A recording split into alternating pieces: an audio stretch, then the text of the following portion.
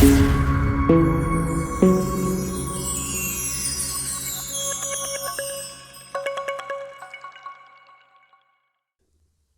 guys and welcome back to HJW Gaming and my final Dwarven Commander build. Of course, this time doing the Dwarf, Dain Ironfoot.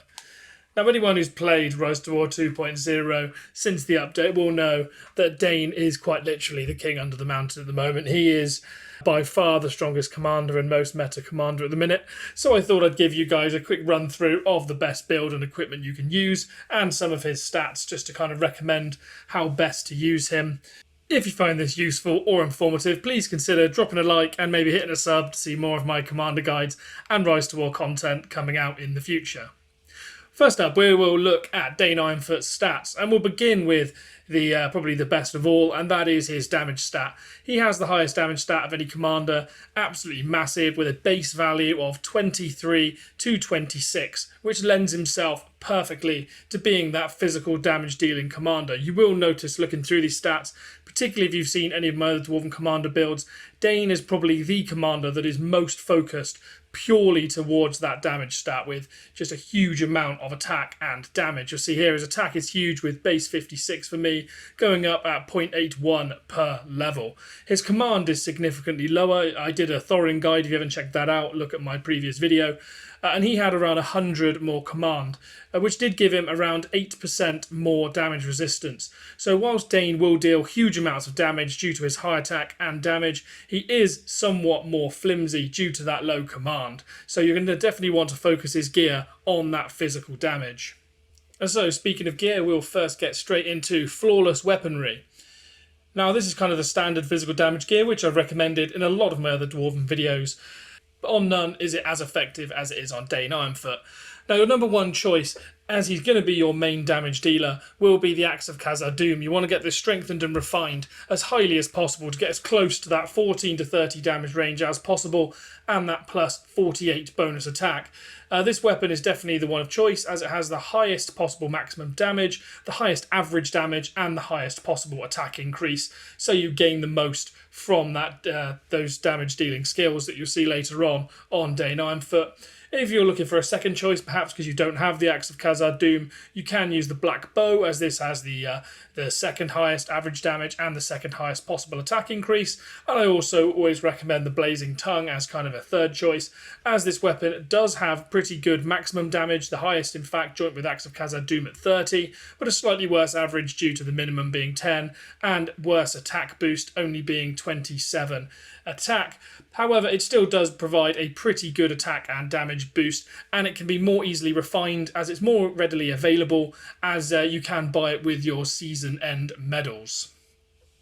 If you are perhaps in early seasons or a free-to-play player, potentially you may not have these available, so in which case you can look towards the exquisite counterpart. The only one here really worth using is the 2.0 Battle Axe, which does offer the highest possible attack and damage for purple weaponry at 10 to 14 damage and 18 attack respectively, but you will see how much worse they are than the flawless counterpart. So I definitely recommend still running flawless. If you can get, one or two strengthens on it, it's still better to use the flawless weaponry.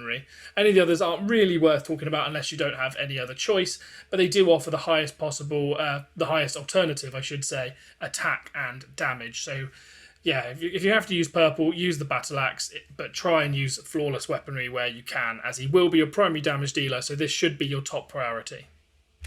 Into chestwear, nothing different here again from any other damage dealer really. If you're using 2.0 gear, the Berserker's Raiment is the best, as it offers primarily the highest amount of attack here at 24 attack. The 1800 HP is pretty decent, particularly at the start of seasons if you're using him for the one troop method.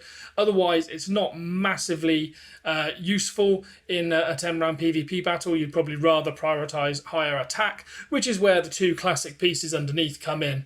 Now, the Durin's Plate is the best pick of the bunch, as it does offer plus 42 attack, and if you have it fully refined with the Fine buff, this does offer an additional plus 30 attack for an enormous plus 72 attack, which in my opinion is well worth the lost commander HP. And with this you will also get a little bit of unit HP for your Dwarven troops, which you quite likely will be running on Dain Ironfoot. Another item with the fine effect is also the golden skin, which can offer again that plus 30 for a total attack boost of plus 66. Both of these attack buffs I think are very significant and worth the loss of HP, though it's worth noting of course that if you run classic gear you do lose your set buff effects, so be aware of that. And also you can't trade back from 2.0 gear to classic, so you have to already have this in your inventory, which I imagine for a lot of people is starting to dwindle as we progress further into 2.0. And now the last piece I want to talk through about is the High Elf Hauberk shown at the bottom. Now if you give Dain Ironfoot primary damage gear well strengthened and well refined in the other 3 slots, the High Elf Hauberk can actually become best in slot for Dain Ironfoot. The reason for this is once you get beyond around 210 to 230 attack, the benefit you start to see on damage from this high attack does drop off pretty substantially, fighting against anything other than potentially like Frodo with Great Beasts, which will have enormous defense as well. But against most things, your benefit you'll see from this bonus attack will start to fall off. So in this case, it can be better to instead go for better survivability and instead run the High Elf Hauberk, which offers the highest amount of unit defense possible with plus 48 and offers an enormous amount of HP as well at 2200. But only do this if you have that very large amount of attack, as I mentioned earlier. So yeah, consider your overall set before looking into this. But yeah, the High Elf Hauberk can be brilliant for helping an otherwise quite susceptible to damage Dain Ironfoot get a little bit more tanky by buffing up those units. And for exquisite rarity, there are actually some very strong choices here, the best of which being the Gallant Goblin Armour, as the regular classic Goblin Armour does offer the plus 36 attack, with Gallant offering an additional plus 18 for a total of 54, which again is 30 more than the 2.0 Berserker's Raiment, so is a huge attack boost and a very strong piece of equipment. You can also get the Gallant buff on the Scale Mail, which will give you a total attack buff of plus 36 when fully strengthened and refined, but also give you 15 unit defense, which, similar to the High Elf Hauberk, as I said, will help your Dain become that little bit more tanky. And you can also get similar on the Superior Hauberk, which only offers plus 30 attack, but the same amount of unit defense, and you can also run it with a buff like Melee Vigor for 6% less melee damage. If you only have 2.0 purple gear and you're looking to use that, the Scale Mail again is the best option with 1200 HP and a possible attack buff of plus 15. But you'll notice how significantly that is decreased from the other purple items above, the classic ones, and the strongest flawless rarity as well. So again, there is a big incentive to use stronger, gold level gear on Dain, particularly if you want the kind of maximum damage output you can possibly get. Now, of course, it should be mentioned that, of course, the Gallant Goblin Armour and all the classic versions above are actually fantastic value, as you get that enormous attack buff at the cost of only purple rarity gear. So in a lot of cases, it will actually be better to use one of these here and save your golden gear and instead place it on another commander, as you can see great value then by getting more strengthens out of your golden gear rather than spreading it around. Next up, we will move into best in slot headgear, and there's quite a few choices here. The Cask of Pride in both Classic and 2.0 can be best in slot items for him. I personally prefer the 2.0 option, as it does offer an additional amount of attack. When fully strengthened, you get that plus 48 attack, which is a huge attack increase. On the classic version, you only get plus 33 attack, though again, you do get unit defense for your melee units of 30, which can be very useful for making Dain once again a little bit more tanky. So if you can afford to lose that plus 15 attack and stay above that kind of 200 to 210 to 230 attack threshold, then it could be more worth using this classic version. Again, similar reasons to the High Elf Hauberk. And a buff like Fortitude of Soldiers can also reduce the amount of damage. I believe it's 9%. When fully refined, that your melee units take. A last option as well is also the Cask of the Submerged Isle Classic, which does have some excellent effects to go along with its plus 30 attack. Last Resort increases your damage beyond round 6, so that means that your kind of final burst of Durin's Blood, as well as some of your other skills, I believe that trigger in rounds 8 and 10 will also get damage buffed, but Determination can be the better effect in some cases, as it gives you a 90% chance of Madness immunity, which of course, with Dain dealing such enormous amounts of damage, if Madness hits him, you can deal enormous amounts of damage to your own team, so Determination is a very strong choice here. It depends if you want more damage again. Last Resort can be brilliant. but it might be better to instead make sure all of your damage is focused on the right opponent. So any of these here is not an inopportune choice. Moving into exquisite rarity, there are actually, again, similar to the chess pieces, some very strong choices here from the classic category. First up, there is the classic full helm with melee vigor, which when fully strengthened offers an enormous plus 45 attack, so very comparable to the 48 offered by a fully strengthened flawless Cask of Pride at the cost of only exquisite rarity gear. So if you have this classic gear available, this is again a very strong choice, as long as you don't need the kind of set effects that you get from all of your other gear. The classic full helm is also a very strong choice, a lot less attack offered, 21 instead of 45. However, it does offer unit defense, but only for mounted units. If you run in with something like a Shire Defender, this could still be relevant. But the main thing you want to use it for is the resolve effect, which when fully refined works very similar to the determination effect, that I said earlier, and offers Commander Madness immunity to make sure you're focusing your damage on the right team and not on your own troops. If you have to use 2.0 gear, the 2.0 full helm is the best choice, with a small HP boost of less than 1,000 and only 18 attack though. This is a massive downgrade on all the other helm options kind of available that I've listed so far. But if you have to use purple gear, then yeah, the full helm is the best choice. For accessories, people likely know what I'm going to say here, but you want to be using your highest damage accessory here on Dain Ironfoot. So if you have a Palantir of Orthanc with a decent amount of Refine, this will be and should be your first choice, as it offers very similar stats to the Cask of Pride with that plus 48 attack and 6 defense. However, it does instead offer, instead of HP, it does offer damage of up to 10 with no variance range here. So unrefined it's 5 to 5 and fully refined 10 to 10. So if you can get this fully strengthened and refined, it can be a great buff to Dain Ironfoot's damage, particularly with his skills, and this should be your priority accessory for your main damage dealer. However, if you don't have that available, the Drums of Barad-dûr make a good secondary option with a slightly wider range of damage, 3 to 5 unrefined and 6 to 10 when fully refined, and slightly less attack with only 36. However, it's probably the second best damage accessory, as it's the only one for physical damage dealers at least, that offers both damage and attack. If you still need to use a 2.0 accessory and you just want to get max damage and you don't have anything else to use, the 2.0 pipe can be good, as it does offer damage boost, though the focus boost will be wasted, but it is more easily refinable as it's available in the season pass every season.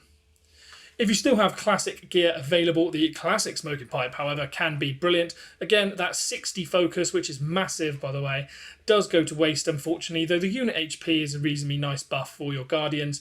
But the main reason you would use it is for the Heroism buff, which provides a huge commander damage increase when fully refined of plus 18%. So you'll have to kind of compare with other accessories that you have to work out if this plus 18% is more than the gain you would get through the increase of attack and the increase of damage from using 2.0 accessories. In a lot of cases it won't be, but if you have no other option, that could be still a pretty decent choice. For exquisite accessories, there's not really a lot worth saying here. If you have to use one, the Bone Talisman 2.0 offers the highest amount of attack with only 18, but it doesn't offer that damage increase. So again, I'd always look to use, even unstrengthened, a flawless counterpart that does offer bonus damage. And the classic Bane of Dwarves drum could be reasonably useful with plus 12 attack and the Bane of Dwarves effect offering 18% additional damage to very popular dwarf units, which you will see fairly common. So this could be an 18% damage buff, but again, only if the opponent's using dwarf units, so sometimes you will get caught out, and that lack of bonus damage stat will curb you as far as consistency goes. So I wouldn't really look to use that. I'd definitely look to use some of the flawless accessories that I mentioned earlier. Now let's move into Dain Ironfoot's skill build. Dain Ironfoot, thankfully, has a multitude of damage skills here, which is one of the things that makes him definitely the best damage dealer currently available in the game. His primary skill is his Respect 5, which is King Under the Mountain. Now, I talked about this a little bit again in my Thorin guide, but this is amazing because it deals 160% physical damage to 3 enemy formations every second round, so on rounds 2, 4, 6, 8 and 10, so 540% damage provided the opponent has 3 enemy formations alive. but also the buff it gives to other skills is excellent because it makes your commander's physical damage dealt ignore 10% of the opponent's defense, so it cuts through their defense if they have been buffing that, and also increases your next instance of damage by 10%. His Respect 3 skill is Dain's Blood, which is his primary damage dealing skill, as this deals an enormous amount of physical damage, 700% to 1 to 2 enemy formations, so a possible 1400% with a 2-round cooldown, so activates in rounds 3, 6 and 9, and that also increases skill damage by plus 10% for 3 rounds with 5 skill points, and offers plus 5 attack, which is useful for increasing damage. But this skill is excellent because it does deal that enormous amount of damage, possible 1400, and if you put the skill points in this skill before you put them into King Under the Mountain, that plus 10% skill damage will then apply to King Under the Mountain and increase it by 10%, as that is applicable for 3 rounds. His last skill is Iron Foot, which is his top Respect 0 skill. This can deal 450% damage if you are Zenith 6, so you can apply 10 skill points to this. And it applies to 1 formation every second round, so the same rounds as King Under the Mountain. With 5 skill points, it has a pretty good crowd control actually, with a 30% chance to inflict stun on the target. And with full skill points allocated, it does offer a heal block. The last skill is not particularly worth talking through, as it is just a troop buffer, and we will be using Dain as a physical damage dealer. But what is worth talking through is the correct skill order. You want to make sure you skill Dain's Blood first, so make sure your first skill points go into that before anything else, so that you get that activation of the bonus skill damage for 3 rounds, activating before your other skills. Then it will buff both King Under the Mountain and Iron Foot.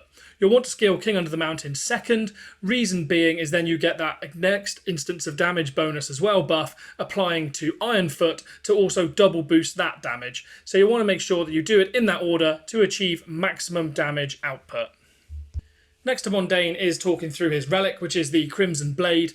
The regular stats on this are reasonably decent, though the only one we kind of are interested in is the bonus attack. Of course, when you strengthen, as you can see I have done here a couple of times, when you strengthen, there's no guarantee as to what stats bonus you'll get. Unfortunately for me, I didn't get bonus attack. So if you're going to strengthen this, it might be worth a re-roll a few times to try and get that maximum attack, as that's the only stat really worth using for Dain Ironfoot. As I said, the HP can be quite useful at start of seasons, but otherwise not particularly great. And in my case, Commander Defense isn't great either. But for the buff, Relentless Vigour, that probably is worth a refine, as it is very usable and pretty consistent as well. It increases the physical damage by Dain Ironfoot himself by 0.5% originally when this formation receives damage. It can stack up to 5 times, so you can get 2.5% bonus damage. However, with each refine, this does go up by an additional 0.5%, so it is worth refining to get maximum damage on your Dain Ironfoot. Looking at outfits, he does have a pretty cool one. At Zenith, actually, he does have this lovely blue number. So if you are looking to get him Zenith, he will look kind of cool at the end. Not that that's particularly relevant. But I guess what more you want to talk through is what's a good kind of pairing for Dain and what can counter him as well. So we'll start with that. First up, I would recommend using a secondary damage dealer and also one that can clear White Council.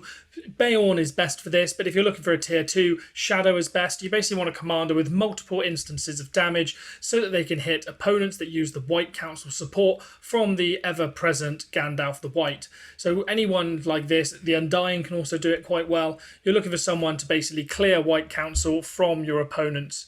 Then you'll want to pair both of those with 2 support commanders, in my opinion. The most meta is the previously mentioned Gandalf the White. Reason being is that it does offer White Council as well, which is the current best support skill available, as it does decrease the amount of damage you receive massively. And also he has White Rider, which increases the amount of damage your opponent receives.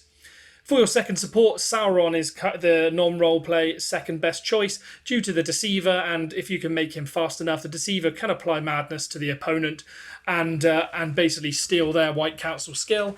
If you're looking for cheaper alternatives, of course, to these, Gandalf the White can also be a good choice, as he has White Council as well, though he doesn't have the kind of strong secondary support skill the same way Gandalf the White does.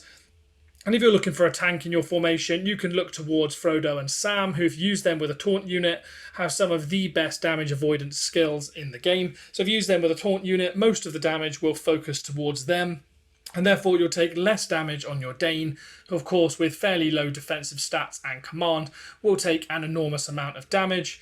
Lastly, you can also use Falgin as well, as he does offer very good defense as well. If you use him with high command and a taunt unit similarly, Thrain's guards can offer an effect similar to White Council and reduce the amount of damage that you take on your Dain Ironfoot.